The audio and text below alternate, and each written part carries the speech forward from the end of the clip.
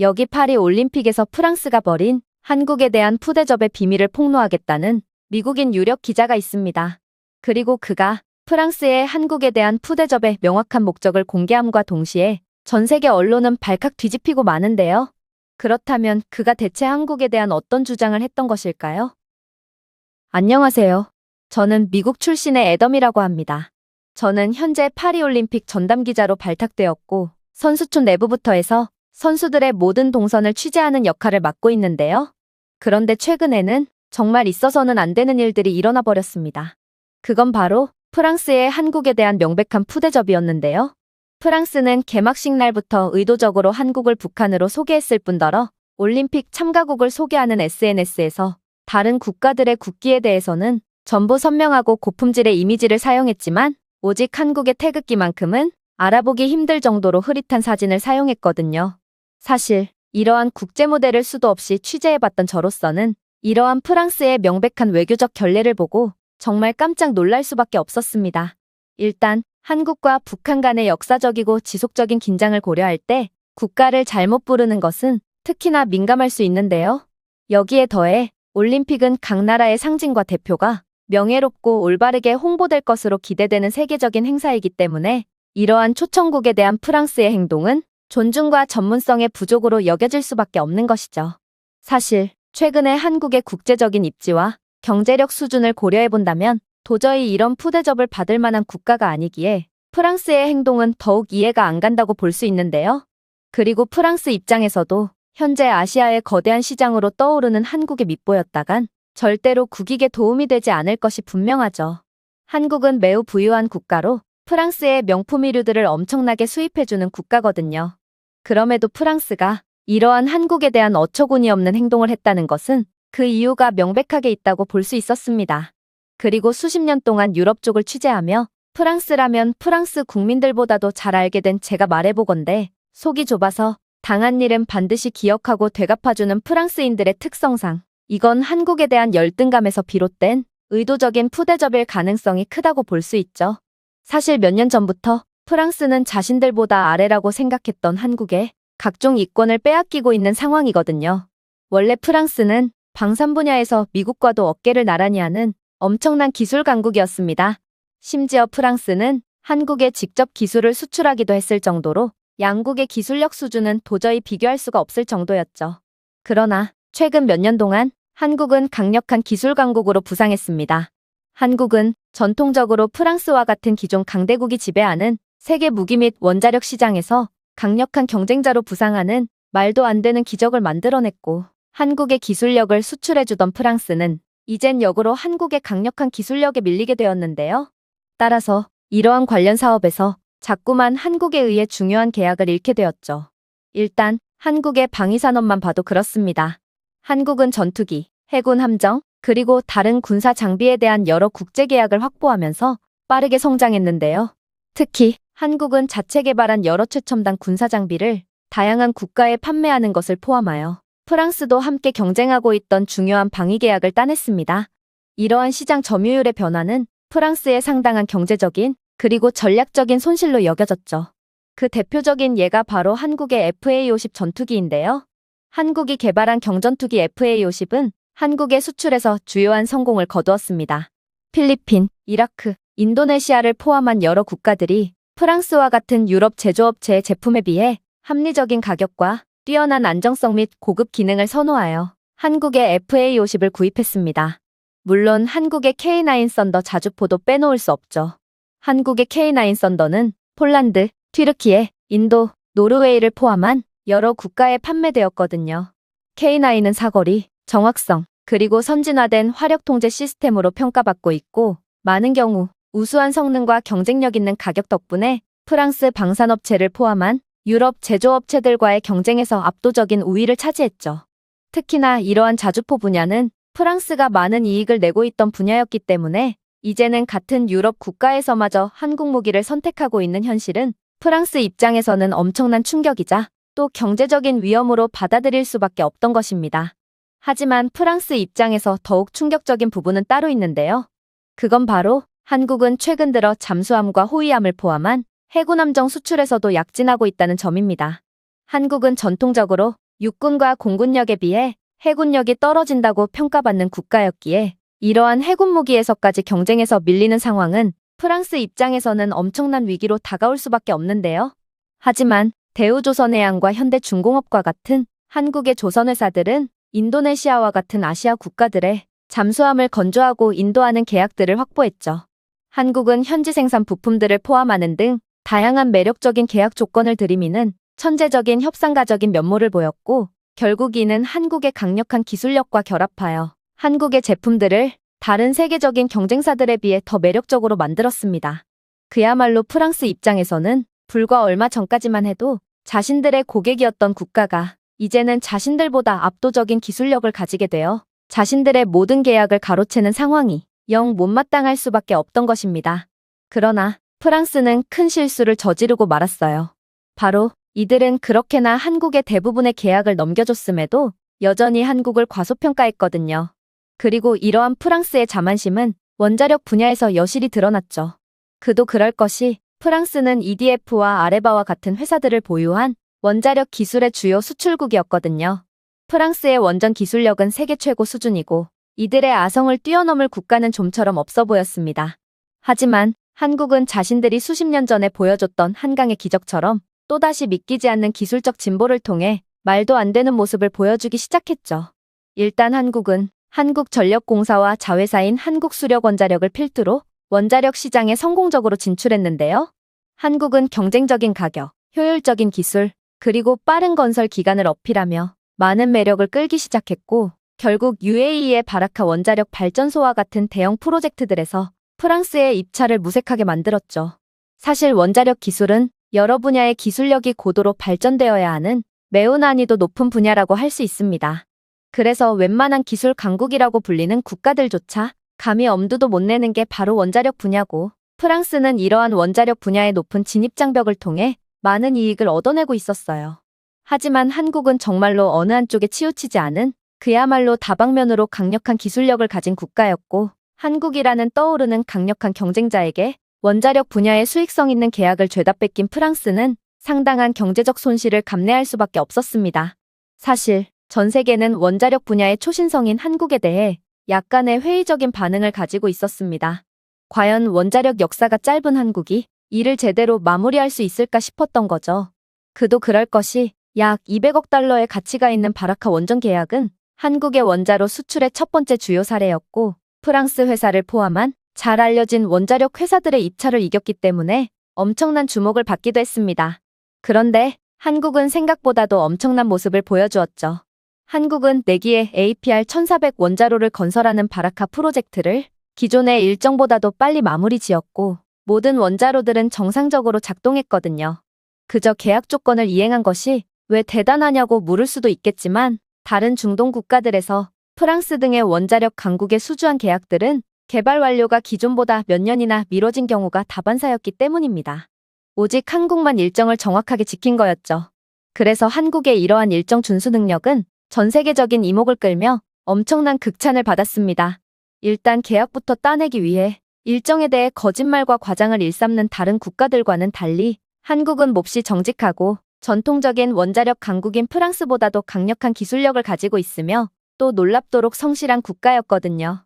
결국 이러한 한국의 프로젝트 성공은 한국이 세계 원자력 시장에서 능력 있고 경쟁력 있는 국가로 자리매김하는 데 있어 매우 중대한 성과를 나타냈다고 볼 수 있죠. 그리고 이번 체코 원자력 발전소 건설 계약에서 한국과 프랑스는 다시 경쟁자로서 만나게 되었습니다. 특히나 한국은 이번에 저렴한 가격을 내세울 수도 없었던 게 압도적인 저렴한 가격을 내세운 중국이 경쟁에 뛰어들었기 때문입니다. 그런데 한국은 이번에도 프랑스를 제치고 체코와의 계약을 따내는 엄청난 성과를 거두게 되었습니다. 한국의 원자력 기술, 특히 APR-1400 원자로는 발전된 설계, 안전 특징, 그리고 운영 효율성으로 인해 국제적인 찬사를 받았는데요. APR-1400은 후쿠시마 이후의 조치를 포함한 최신 국제 안전 기준을 충족하는 가압수로였고, 신뢰성과 비용 효율성의 명성으로 인해 세계 원자력 시장에서 강력한 경쟁력을 보이고 있던 상황이었습니다. 즉, 한국은 이미 프랑스보다도 더욱 선진적인 원자력 기술을 가지게 되었음에도 불구하고 콧대 높은 프랑스보다 저렴한 가격을 내세우며 막강한 경쟁력을 내보였고, 결국 프랑스는 이번에도 한국의 계약을 빼앗기며 물을 먹게 된 것입니다. 물론 중국은 한국보다도 더욱 저렴한, 도저히 현실적이지 않을 정도의 저렴한 가격을 내세웠지만 체코는 기술력이 수준 미달인 중국을 거들떠도 안 보고 말았죠. 하지만 이번 계약의 가장 충격적인 비밀은 따로 있었습니다. 그건 바로 한국의 성실함이었어요.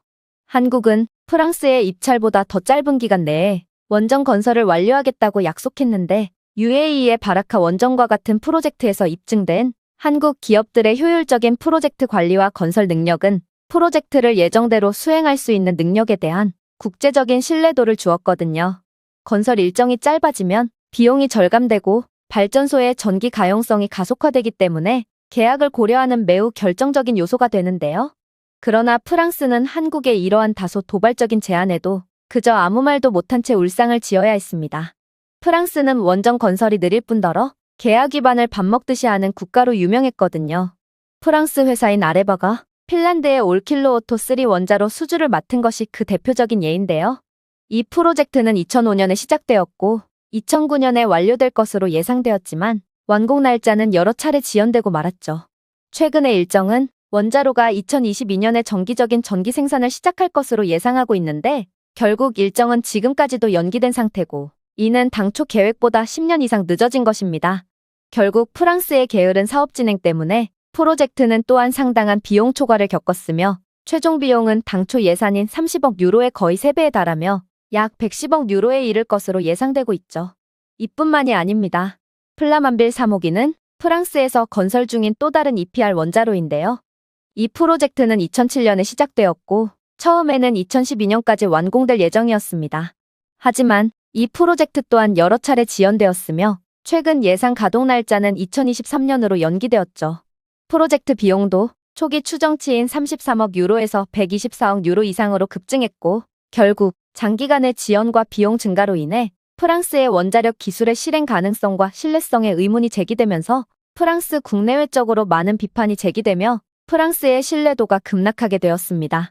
따라서 체코 입장에서 기술력도 좋고 기간도 빠르고 약속도 잘 지키고 결정적으로 가격까지 합리적인 한국이 프랑스보다 더욱 매력적으로 느껴지는 건 어찌 보면 당연했습니다. 또한 한국은 체코 내 경제적 이익을 촉진하면서 프로젝트의 지역 산업과 노동력을 참여시키겠다는 기발한 조건까지 추가했는데요. 이 접근법은 지역 고용과 산업 발전을 지원할 뿐만 아니라 이러한 대규모 인프라 프로젝트에 국내 참여를 극대화하려는 체코 정부의 목표와도 일치했고 결국 한국은 도저히 넘을 수 없어 보였던 프랑스의 아성을 완전히 뛰어넘어 버린 것입니다. 이번 협정을 통해 체코는 한국과의 더 넓은 관계를 예고하며 잠재적으로 기술과 국방을 포함한 다양한 분야에서 미래의 협력을 위한 문을 열어줬는데요. 그야말로 한국은 폴란드의 문을 열었을 뿐만 아니라 나름 동유럽 경제의 맹주라고 불리는 체코의 문까지 개방하면서 유럽으로의 더욱 많은 방산 및 기술 수출을 예고한 거라고 볼 수 있는 것이죠. 그리고 프랑스가 한국의 체코 원자력 계약을 빼앗긴 것은 불과 얼마 전에 있었던 일이었기에 속이 좁은 프랑스는 파리 올림픽 기간 동안 이러한 산업에서 중요한 계약을 잃은 것에 대한 보복의 형태로 의도적으로 한국을 깎아내린 것입니다. 최근 들어 더욱 민감해진 한국과 북한의 정치적 정체성을 고려할 때 한국과 북한을 혼동하거나 오인하는 것은 의도적인 무시로 볼 수 있고 이러한 행위는 더 논란이 많고 고립된 북한 정권과 연관시켜 남한의 국제적 이미지를 훼손하려는 의도로 해석될 수 있죠. 또한 공식 사이트에서 한국 국기에 대한 흐릿한 이미지를 사용하는 것은 한국이 다른 나라에 비해 덜 중요하거나 제대로 표현할 가치가 없다는 것을 암시하는 미묘한 무례한 행동으로 해석될 수 있고 이것은 국제무대에서 한국의 지위를 약화시키는 방법으로 볼 수 있습니다. 심지어 프랑스는 뉴스 매체에서조차 한국과 일본을 교묘하게 합성시킨 터무니없는 국기를 사용하는 등 한국에 대한 의도적인 반감을 표시했기에 이는 더욱 논란이 되고 있죠. 결국 기자들 사이에서는 이러한 프랑스의 행동이 단순한 실수가 아니라 한때 프랑스가 지배적이었던 산업에서 한국의 영향력과 성공이 커지는 것에 분개한 프랑스 수뇌부들에 의해 조직된 의도적인 움직임이라고 여겨지고 있는데요. 프랑스는 한국을 미묘하게 무시함으로써 국제사회의 눈에 국가를 위임하여 이미지를 실추시키고 업적을 훼손하려고 한 것이죠. 실제로 여러 세계적인 언론들에서조차 프랑스의 행동은 최근 한국의 군사무기 및 원자력 발전소 주요 계약 확보 성공으로 인해 프랑스가 입은 경제적 손실과 경쟁적 불이익에 대한 보복이라며 특종 뉴스를 내놓고 있는데요. 하지만 한국이 예전처럼 인지도가 없는 국가였다면 프랑스의 계략이 통했을지 모르겠지만 현재의 한국은 세계 문화를 선도하고 엄청난 경제대국으로 발돋움한 어찌 보면 프랑스보다도 훨씬 유망한 국가로 발전하게 되었습니다. 결국 프랑스의 한국에 대한 옹졸한 행동은 많은 비판을 받으며 안 그래도 재수 없었던 프랑스인들이 예의 바르고 겸손한 한국을 어처구니 없는 이유로 괴롭힌다며 손가락질 받게 되었죠. 그런데 이러한 한국에 대한 국제적인 지지와 더불어 한국은 올림픽에서 더욱 놀라운 모습들을 보여주며 그야말로 압도적인 지지를 받고 있는데요. 그중 하나가 바로 프랑스의 열악한 버스 시스템에 대한 대응입니다. 프랑스 올림픽위원회는 친환경을 명목으로 선수들이 이용하는 버스에 에어컨조차 달지 않는 탁상공론의 끝을 보여줬는데요. 심지어 이 버스는 한여름임에도 창문을 열지 못하게 전부 막아두기까지 했기에 일부 선수들은 더위로 인해 버스 안에서 실신까지 하며 힘든 시간을 보내야 했습니다. 이때 구원자로 나선 게 바로 한국이었어요. 한국은 발빠른 대응을 통해 한국 선수단뿐만 아니라 다른 국제선수단에게도 구원의 손길을 내밀기 시작했거든요. 일단 한국은 프랑스 버스사와의 협의 후에 각 자리마다 자체 개발한 냉각조끼를 구비해놓기 시작했는데요. 이 냉각조끼는 한국의 자체적인 기술력으로 개발되었고 운동선수들이 버스를 타고 움직이는 시간 동안 입을 수 있도록 만들어졌는데요. 이 조끼들은 웬만해서는 녹지 않는 특수 냉각팩을 포함하고 있고 이는 더욱 오랜 시간 동안 시원함을 유지할 수 있도록 도와주었기에 선수들은 에어컨을 튼 것과 같은 효과를 누릴 수 있었습니다. 또한 이 조끼의 기술은 효과적으로 체온을 관리하면서 몸통을 가로질러 고른 냉각 분배를 가능하게 했기에 냉방병 등의 증세를 겪을 염려도 전혀 없었죠. 그런데 한국의 천재적인 아이디어는 여기서 끝이 아니었습니다. 한국은 햇빛으로부터 얻는 열을 줄이기 위해 별도로 제작한 창문 음영판을 버스에 설치하기 시작했는데요.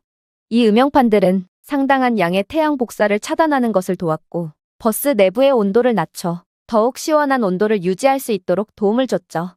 물론 이러한 한국의 아이디어는 친환경이라는 이번 올림픽 주제와 완벽하게 일치했고 프랑스는 한국의 이러한 선전이 여전히 눈엣 가시처럼 여겨졌지만 어쩔 수 없이 한국에 협력하며 한국이 더욱 국제적인 찬사를 받는 상황을 받아들여야만 했죠. 이러한 한국의 우수한 기술력에 더해 이들은 자신들이 가지고 있던 명성대로 상당히 배려심 깊은 모습을 보여주기도 했는데요. 한국은 혹여나 조끼를 입지 못한 운동선수들이 버스 안에 더위로 인해 피해를 보는 것을 막기 위해 버스마다 차가운 이온 음료와 생수를 가득 채워뒀거든요. 심지어 한국은 선풍기라고 불리는 간이 선풍기를 무료로 보급해주며 선수들이 찜통 같은 파리에서도 끝까지 컨디션을 유지할 수 있도록 배려해 주었는데요. 서구권 문화에서 이러한 선풍기는 거의 찾아볼 수 없기에 선풍기는 선수들 사이에서 엄청난 화제가 되었고 한국이 제공한 선풍기에는 다양한 한국의 캐릭터들과 BTS 같은 유명 K-팝 스타의 사진이 붙어져 있었기에 한국 문화를 좋아하는 선수들 사이에서는 이러한 선풍기가 선풍적인 인기를 끌기도 했어요.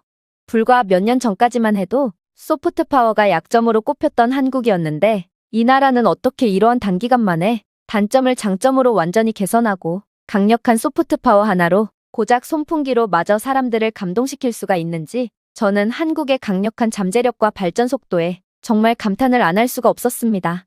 아무튼 한국의 이러한 천재적인 아이디어와 배려 덕분에 모든 선수들은 정상 컨디션으로 시합에 임할 수 있게 되었고 이러한 소식은 발빠르게 기자단에게 퍼지며 한국의 뛰어난 기술력과 상대팀을 배려해주는 올림픽 정신에 대해 극찬의 반응을 이끌어냈는데요.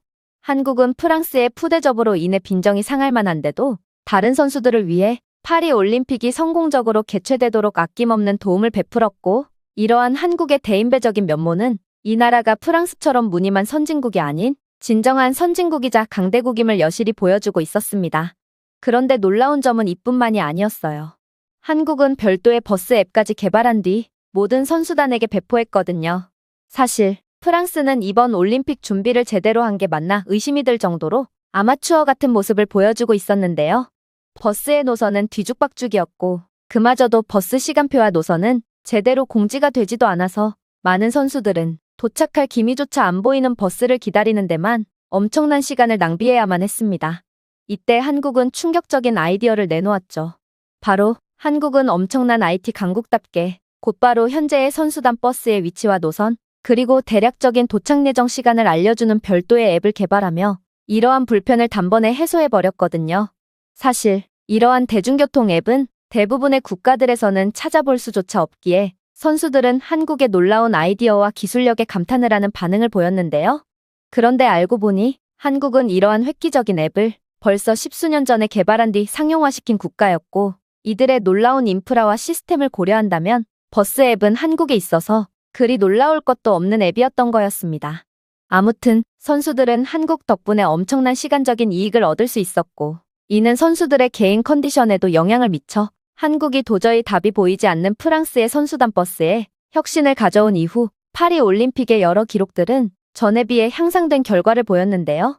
그야말로 한국은 모든 나라들에게 사랑을 받는 이유가 있었던 것이고, 아무리 프랑스가 한국의 국격을 훼손하려고 해도 오히려 한국의 국제적인 위상은 더욱 올라가기만 하는 이유가 있었던 것입니다. 저는 이러한 놀라운 모습만을 보여주는 한국이 이번 올림픽에서 어떤 더욱 선진적인 모습을 보여줄지 호기심에 찬 상태고, 전 세계 외신 기자들처럼 모든 관심을 한국에만 집중한 상태입니다. 제가 준비해온 내용은 여기까지입니다. 끝까지 시청해주셔서 진심으로 감사드리며 여러분들의 구독과 좋아요, 알림 설정은 영상 제작에 큰 힘이 됩니다. 이상 세모튜브였습니다.